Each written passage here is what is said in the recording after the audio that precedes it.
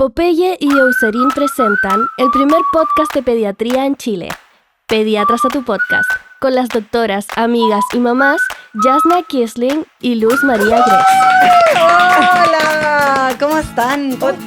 Otra vez acá, Sí. increíble. Estamos felices con la cuarta temporada. Hemos tenido capítulos demasiado entretenidos y se vienen otros temas increíbles. Hoy día me encanta este tema. A mí también me encanta. Sí. La verdad de las cosas es que un tema que a todos los papás nos llega. De A alguna todas las forma. familias, sí, a O en todos. algún minuto de la edad que van creciendo. Exactamente. Y el tema de hoy es mi hijo no come, ¿ya? Y para eso tenemos a una tremenda invitada. Tenemos invitada a la Lía Ibarra. Eso, bienvenida Lía, gracias Oye, por estar la Lía acá. es terapeuta ocupacional, ella es magíster en neuropsicología, es experta en alimentación, es la mamá de la Amelia, ¿no es cierto?, de 2 añitos y 3 meses. Y estamos muy contentas de tenerte hoy día en nuestro capítulo, Muchas porque gracias. queremos aprender muchas cosas de ti. Así que gracias Lía por estar acá, bienvenida. Y vamos a partir del tiro con una pregunta que nos toca frecuente. Y en la consulta los papás siempre nos dicen, mi hijo no come. ¿Qué significa realmente eso? Porque mi hijo no come es amplio. Es demasiado amplio, sí. Bueno, y de hecho, un poco el origen, ¿cierto?, de mi hijo no come, parte un poco desde ese gran motivo de consulta, de ese gran paraguas, ¿cierto?, que puede significar muchas cosas, pero en la práctica o en la esencia de lo que yo veo diariamente en la consulta, la verdad es como una especie de brecha, ¿cierto?, de distancia entre lo que realmente ocurre, porque la gran mayoría de las veces no es que el niño no come. No come las ¿cierto? expectativas del papá. Exactamente. Claro. No come según lo que yo quisiera que comiera en X momento, en X lugar, ¿cierto? Ujú. Y muchas veces esa conducta, claro, los papás lo atribuyen a algo conductual o a un problema, ¿cierto? Que en algunas ocasiones sí puede estar relacionado a eso, a lo sensorial, que también está como súper en boga, Sí. ¿cierto? Como que ahora todo es sensorial. Exacto. Y muchas veces responde a una etapa del desarrollo. Ujú. O, que es algo que yo trato como de exponerlo mucho en mis redes sociales, o a la falta de exposición. Un niño pequeño come lo que conoce. Exactamente. Entonces mi hijo no come, claro, viene muy al callo, al hueso, Ajá. pero en realidad es un poco una interpretación muy subjetiva de las familias también. Hay que Ujú. ir profundizando ahí si es que efectivamente no come como un problema Perfecto. Claro. o hay algo más, ¿cierto? Oye, ¿y en qué momento deberíamos como preocuparnos, así como de frentón, ir a consultar, así como cosas globales, generales, pues? Sí, claro. ¿Ya? Así como, ¿cuándo nos podrías orientar ahí? Mira, va a depender de muchos factores. Uno de ellos siempre va a ser la edad. Ujú. Ya entre los 2 y 3 años, la conducta selectiva alimentaria es muy normativa del desarrollo, ya porque responde mucho a tener el control de la situación, a efectivamente comer lo que yo sé que me da mayor seguridad. Y también ¿cierto? pensando que una etapa de desafíos también te pueden desafiar con Por cuánto van a supuesto. comer. O sea, la alimentación es un medio de control del entorno, uno de los pocos que pueden tener los niños pequeños. Entonces, decidir comer o no comer es parte de manifestar su autonomía, de Ujú. manifestar como sus propias decisiones que están emergiendo como parte del desarrollo, ¿cierto? Pero no es lo mismo un niño que no come o que tiene una dieta muy limitada a los 2 años o más limitada a los 2 años que un niño que tiene una dieta limitada a los 6, por ejemplo. Ajá. Cuando ya no es tan esperable que el rechazo sea tan marcado, que las conductas, ¿cierto?, sean tan aversivas o explosivas emocionalmente frente a la presencia de un nuevo alimento. Entonces ahí hay un punto importante que es la edad. Ojo, claro. ¿Ya? Exacto. La edad es mega importante, por eso también como la prevención y la emergencia de estas conductas mientras antes aparezcan, también es otra banderita de alerta. Yo en Ujú. general hablo de conductas que son parte del desarrollo, que es, por ejemplo, que los niños rechacen las comidas que no conocen, La neofobia. la neofobia, Claro. que tengan ciertas preferencias. A todos nos gustan más Una cosas que cosa. otras, ¿ya? Yo odio Y la cebolla. La odio con mi alma. encanta. Y la gente Y no que- me entiende. y que elijan esos Te alimentos. Claro, y que elijan esos alimentos. Claro. Ayer hablaba con una mamá, una chiquitita de 3 años, y me decía, es que Juanita podría comer helado todo el día. Obvio. ¿Qué po. no? Obvio, claro, obvio. Yo también. Entonces eso es parte de las conductas esperadas, ¿cierto? De un niño de 3 años, de todas maneras. Entonces, un factor claro sería que tengan ciertas preferencias, pero que esas preferencias vayan en aumento. Ya que en el fondo con exposición, que no necesariamente va a ser en la primera, en la segunda, en la tercera vez que yo presento, esas preferencias vayan en el fondo, o esa apertura, ¿cierto? Esa flexibilidad vaya en aumento.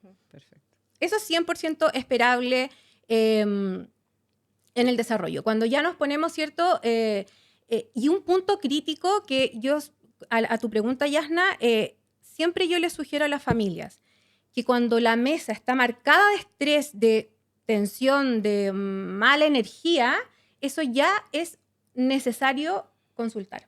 Independiente Perfecto. sea parte del desarrollo o no. O sea, que en el fondo que es tanto el problema que ya está Exacto. generando... Tensión, En la retos, familia. obligación, Sí. presión. En la consulta es como lo típico que les digo, es que cuando ya pasa a ser un tema, Consulta. ojo. No, y también a Exacto. veces uno le No dice a los importa. papás, cuando ya también están creciendo bien y todo, uno también les tiene que decir como, bajemos un cambio. O sea, Claro. está bien, yo sé que es un tema, consulta, pero tampoco lo hagamos todo tan estresante, porque no Exacto. vamos a llegar a ningún lado. Exacto. Ese yo creo que es como mi primera alerta, Ujú. ¿cierto? Cuando la mamá me dice, para mí esto es un tema y el momento de comer es el peor momento del día. Sí. Independiente que la conducta sea parte del desarrollo o no, hay que consultar, Sí, porque perfecto. eso puede perpetuar en el Exacto. fondo esa conducta. Ujú. Y otro aspecto importante también tiene que ver con el nivel de restricción. Ya si un niño efectivamente come solo papa, fideos y, no sé, pan Salchicha, es el típico. y salchichas, nugget, son menos de 10 a 15 alimentos, su variedad alimentaria excluyó un grupo completo, Claro. eso también es motivo de consulta Ujú. inmediato, porque ahí está en juego lo nutricional, el Por crecimiento, supuesto. el desarrollo. Ujú. ¿Y la edad? ¿Cuál dirías tú que es la edad como hasta lo normal que uno puede esperar? Mira, la literatura es súper consistente y el rango es súper amplio. Entre los 2 y los 6 años, Ah, o sea, estas conductas gigante. son súper esperables como parte del desarrollo en el Ujú. fondo. Ya después de esa edad, siempre hay que sospechar o de alguna base sensorial o alguna neurodivergencia, ya asociaciones mucho más establecidas de negación o rechazo. Perfecto. Oye, y desde tu experiencia como terapeuta ocupacional, ¿cómo influye la postura, la coordinación oral, el entorno, que ya lo hablamos un poco, pero cuánto influye eso en el tema de la alimentación? Ya, todo. Todas las anteriores. Es Todas las verdad. anteriores, pero lo que influye finalmente es la sincronía, es como la articulación de estos factores. ¿Ya? Nunca hay una causa, ¿ya? Y esto te lo puedo decir también desde la experiencia clínica. Yo trabajé mucho tiempo con población con síndrome de Down, que puede tener muchos factores oromotores, ¿cachai? Un tono bajo, una postura, claro que en el fondo no favorece la gestión, pero habían niños que comían excelente, Ujú. de todo, y habían otro grupo que no comía igual que ese grupo, Perfecto. ¿verdad? Por lo tanto, si bien la postura, el desarrollo, o sea, el tono postural, ¿cierto? Cómo yo me muevo en el mundo influye. Lo que más influye es la interacción de estos factores. Lo que sí no quiero dejar de, yo sé que ustedes atienden muchos bebés, dejar escapar, ¿cierto? Es que el desarrollo de las funciones oromotoras son experiencia dependientes. ¿Ya? O sea, yo aprendo a masticar a raíz de la experiencia con el alimento. Ya no aprendo, eso no se enseña, sino que se practica a partir de cómo yo voy progresando, por ejemplo, en las texturas, en los alimentos enteros. Es una respuesta sensorial, ¿cierto?, a esa nueva sensación. Por eso tanto se habla de la gente que parte con papilla, ya a los 8 meses ya tienen que empezar a dar más molido y textura, porque Exactamente. y te dicen es que no tiene diente. No importa. Da lo mismo. No importa. Van Y a no masticar importa, igual. Exacto, no importa lo que haga en ese minuto ese niño con ese alimento. Lo que queremos aprovechar es esa etapa como sensible, en el que todavía hay reflejos, ¿cierto? Como de masticación más básica, más automática, ¿cierto? Que son los precursores después de la masticación.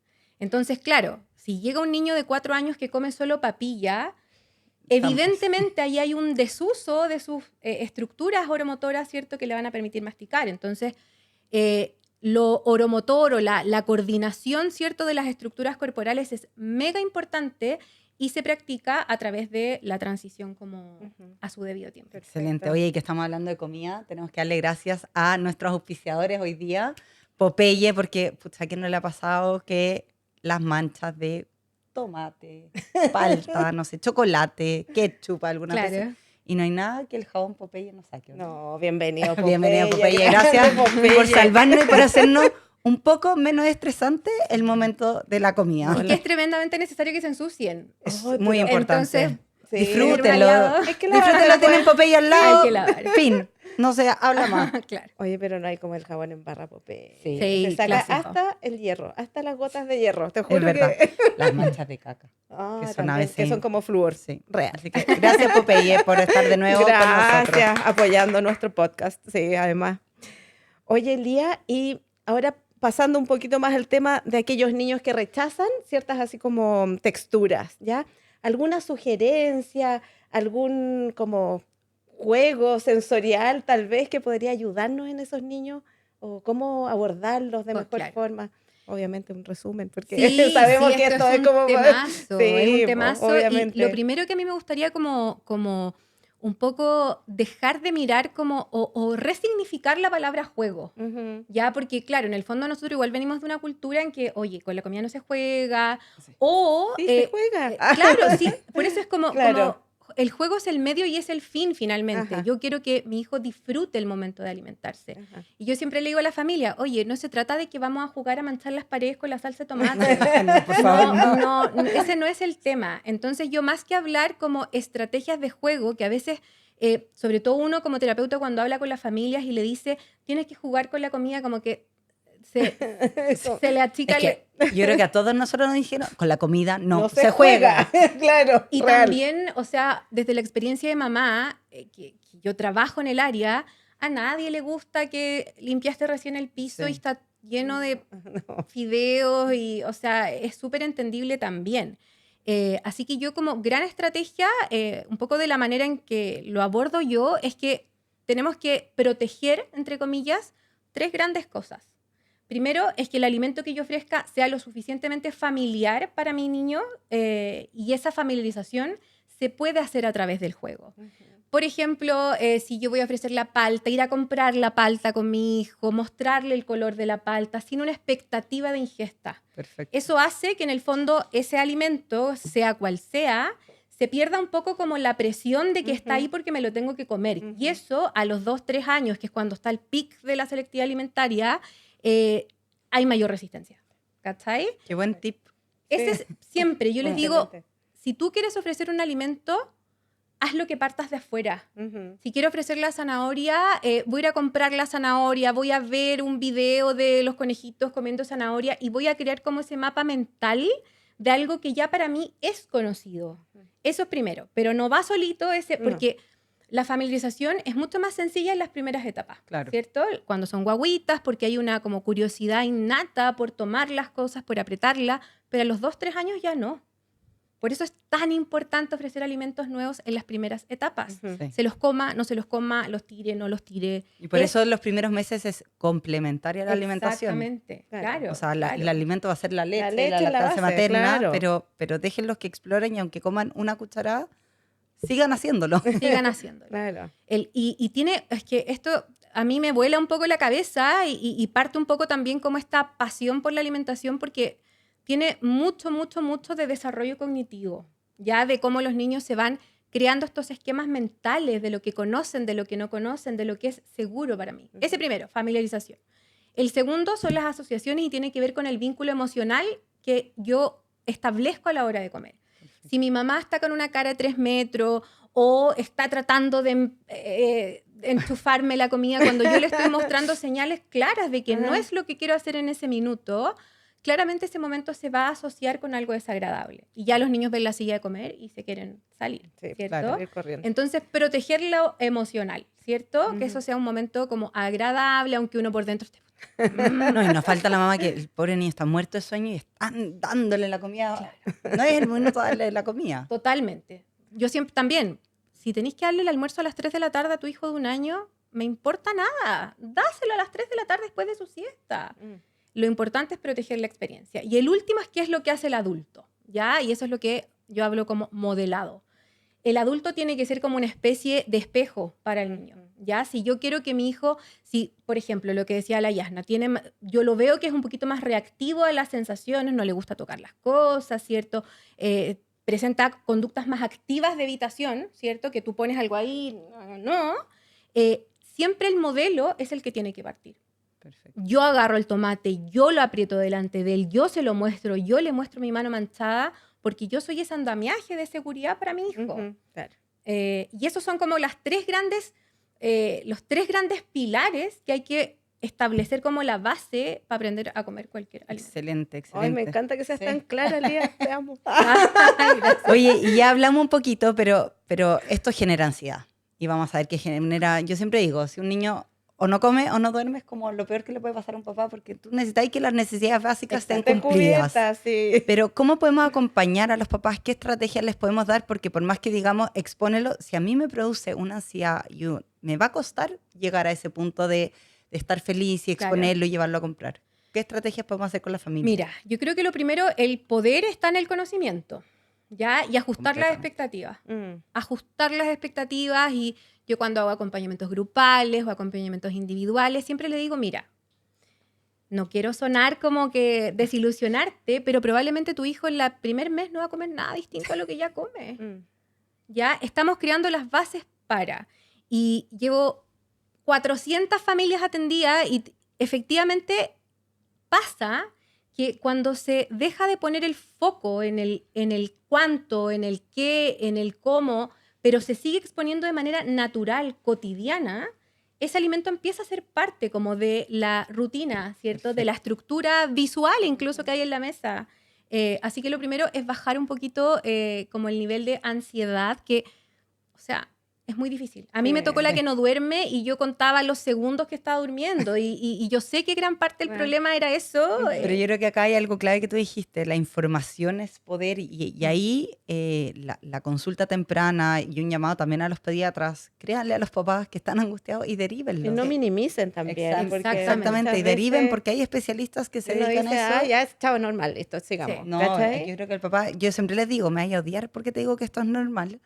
Pero quiero que entendamos la parte de la normalidad y cuando se nos salga, ¿a dónde vamos a ir? Porque y eso es lo otro. ¿Cuándo apoyarse también en el resto del equipo? Porque muchas veces derivamos a TO, pero también es necesario derivar a fono, a nutricionista. O sea, aquí el trabajo en equipo yo creo que es como... Es clave. O sea, yo no trabajo, sí, trabajo, pero no trabajo en excelencia, sino trabajo de la mano con la nutricionista. Sobre todo en los casos más complejos. Porque efectivamente la gran preocupación de los papás no tiene, y esto me pasa mucho en la clínica, no tiene incluso mucho que ver con qué come o qué no come. Es que esté bien nutrido. Exactamente. Que crezca, que se desarrolle y que tenga todo lo que necesita para.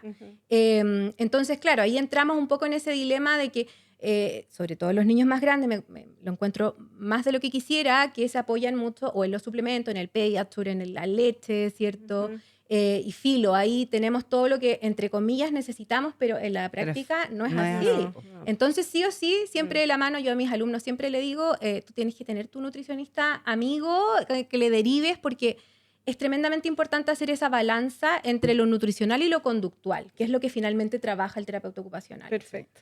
Y es lo que a nosotros nos encanta en Casa Pediatra, poder trabajar en equipo y poder derivar y conversar. Y obviamente el pediatra es el cabecilla, ¿cierto?, de serie y si ves una mamá muy preocupada, que tú decís, ya, claro, lo normalizamos un poco, pero muchas veces esa tensión, esa expectativa tan alta se puede convertir en problema y cronificar algo que podría haber sido una etapa. Yo a los pacientes siempre les digo, entre antes consultemos, mejor, va a ser más corto, aparte del proceso. Más corto, entonces, exactamente. Por favor. Oye, y ahora llegamos a esta sección. Esta sección es la sección de la Yasna. Sí, es que me encantan los mitos. Amo los mitos. Oye, Lía, te voy a decir algunos mitos y tú me vas a comentar si es que son reales o no, ¿ya? Ya, si el niño no come, hay que puro insistir. Insistir. Mito. Mito totalmente. Pero aquí quiero hacer una salvedad. Insistir, presionar, no. Pero no se trata de no alentar, de no motivar, de no generar curiosidad. ¿Ya? Ese es como el gran reto que tenemos nosotros los adultos, que no nos enseñan, ¿cierto? En la práctica. Nosotros somos de la ¿cierto? época, si no te comiste las lentejas, te Por quedan ahí supuesto. hasta las 4 de la tarde. Una Y cosa es ser perseverante y otra cosa es estar obligando. O sea, Exactamente. como, Exactamente, claro. la constancia Claro. es opuesto a la presión, no tiene que ver con lo mismo. Entonces, no es dejar ya filo. Me acuerdo mucho de una profe que me decía, los niños no son palta. No es que en un momento se caen del árbol, maduraron y te la podéis comer. No, ¿cierto? Uno tiene que entrenar ese aprendizaje. Claro. Perfecto. ¿Cachai? Entonces, Muy buena. Bien la profe. no presionar, sí, me quedó muy marcada esa frase. No presionar, pero sí ser constante con la exposición. Ya, súper. Mito 2. Mito número 2. Oye, filo, mi hijo va a comer cuando tenga hambre. Hay que dejarlo, ¿no? Mira, es tricky, es un poco tricky. Está es un bien, poco es que puede que tramposo. sea dual. Depende. Depende, sí. Depende. ¿Va a comer cuando tenga hambre? Sí, pero va a comer lo que va a comer, o sea, lo que ya come en el Claro, fondo. claro, El claro. hambre no te asegura que va a comer cosas nuevas o que se va a atrever, va a ser más aventurero en probar cosas que tú le ofreciste solo porque tiene hambre. El hambre no asegura en el fondo el éxito de la aceptación de un nuevo alimento. Exacto. Va a comer quizás más yogur, más leche, Pero pero lo mismo que come. Y este Exacto. es el mito número 3. Bueno, si no come comida, no importa, que tome leche. Le reemplazo todo por leche y listo, porque la leche se la toma, así que con eso no se va a desnutrir. Fin. mito Mito. completamente. Sí. O sea, eso déjenlo para salvedades, no sé, pues salieron, llegaron tarde y de vez en O cuando cuando. están enfermos. cuando ya, están enfermos, sí, pero le no para el daremos día a leche. día. Claro, Oye, mito y tiene que ver un poco por lo que hablábamos al Ajá. principio, que en el fondo las destrezas motoras, el aprender a comerse un pedazo de carne asada, es algo que se entrena. Es un ejercicio, ¿cierto? Que implica una resistencia, una estabilidad mandibular, y si toman pura leche no, No la vamos no lo va a tener. lograr. Perfecto. No. Oye, y nuestro último mito. Toda la culpa es de los papás. Eso.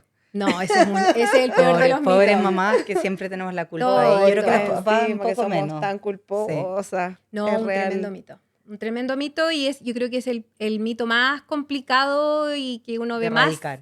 de erradicar porque la selectividad alimentaria cuando deja de ser normativa, ya, o sea, cuando ya nos pasamos al otro lado, ¿cierto? Cuando sí hay una base biológica, por ejemplo, una hipersensibilidad o una neurodivergencia, por ejemplo, que también está muy asociada a la selectividad alimentaria.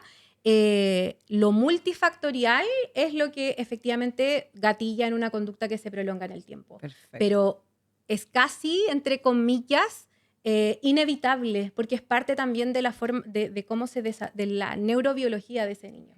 Excelente. Perfecto. Oye, Elía, gracias por venir. Yo creo que fue súper claro. Esto da para hablar mucho No, más. se podría hablar todo el extenso. día. Corto encuentro. Los invito a que sigan a Lía en su Instagram, que es Mi Hijo No Come. Sí. Tiene demasiados buenos tips, así que estamos felices con este capítulo. Oye, y muchas gracias a ustedes por escucharnos, muchas gracias por seguirnos y acuérdense de seguir a Casa Pediatra y Pediatras a tu podcast. Así que muchas gracias. Y mándenselo gracias a todas a esas ustedes. mamás y abuelas, por favor. Gracias a ustedes por la Sí. invitación. Es importante abrir este mundo también a todos. Y te tenemos, nosotros no. Nuestros auspiciadores. Sí.